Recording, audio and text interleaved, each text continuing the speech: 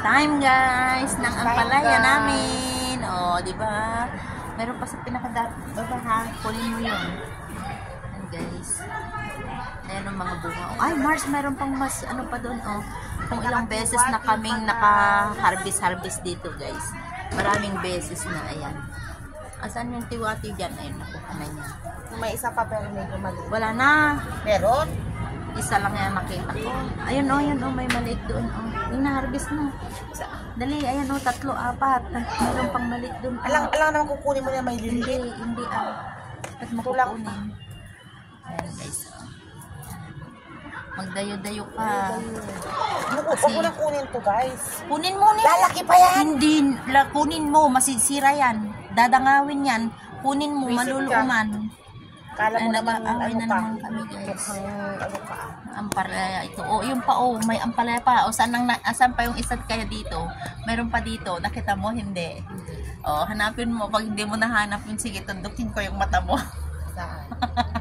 Ayun. Ay, nakita niya. Ayun guys. Oh. Nakita niya na guys. Ayun. Yun yung bunga. Mas malaki pa yung nasa baba. O, di kunin mo. Saan kayang baba? Oo. Para yung pa oh. Oh. Saan? Isa, dalawa.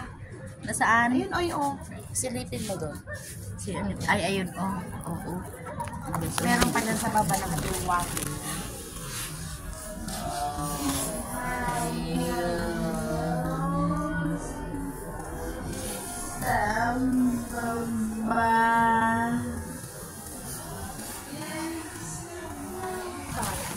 Dito oh.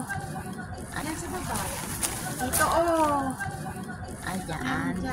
Yun yung isa guys. So, yan.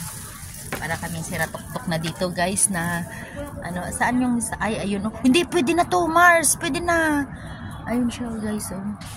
Oh, ayun oh. Yan yun naman guys. Kunin ko to. Sinasabi ko sa'yo kunin ko. Oh, ayan oh.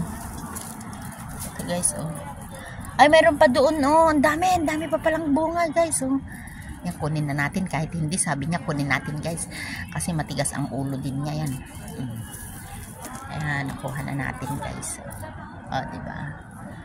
Magpapakbit nga kami. Oh, diba? Yun nandoon pa guys.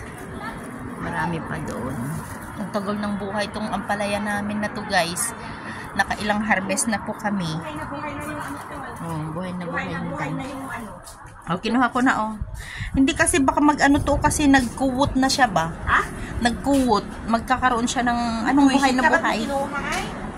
Ay, itong asan na yung ano malunggay? Yan na yung malunggay namin ulit guys. Oh, pwede na namang mag-harvest.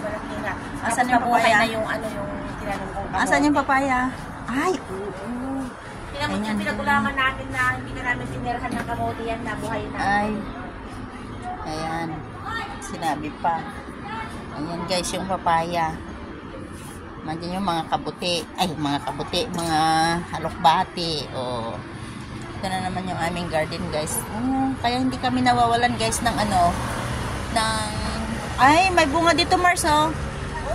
Oh, yung may bunga pa ulit dito. Hindi kami nawawalan dito talaga guys ng mga gulay. Dahil continuous yung ano namin. Oh, diba? Pero yung aming gabi, naku talaga wala kasi si Sharon, kaya yan, nalalanta si Gabi. Yan, mga halaman lang naman yan guys. Lilinisan namin pagka wala na si Lola, pag umalis siya. So ayan guys, may tanglad ulit yan. Mars, kuha ka ng tanglad, bigyan mo ako. Ito yung Gabi oh. Ayan, Gabi. Ayan, may luya. Oh.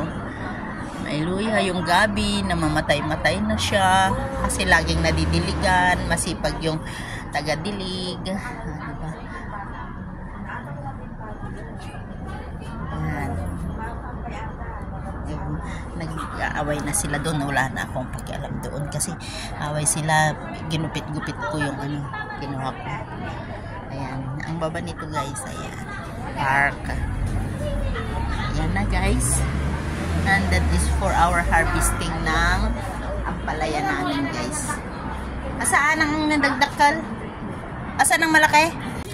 Ayun oh, sa baba niya. Ayan oh. Oh. Oh, yan. Oh, ang laki. alwadam Oh, ayan. Harvest kami ulit guys. Uy, hindi na maalis ito Uy, kuling na natin nasalat na. Saan? Marami pa? Marami pa guys,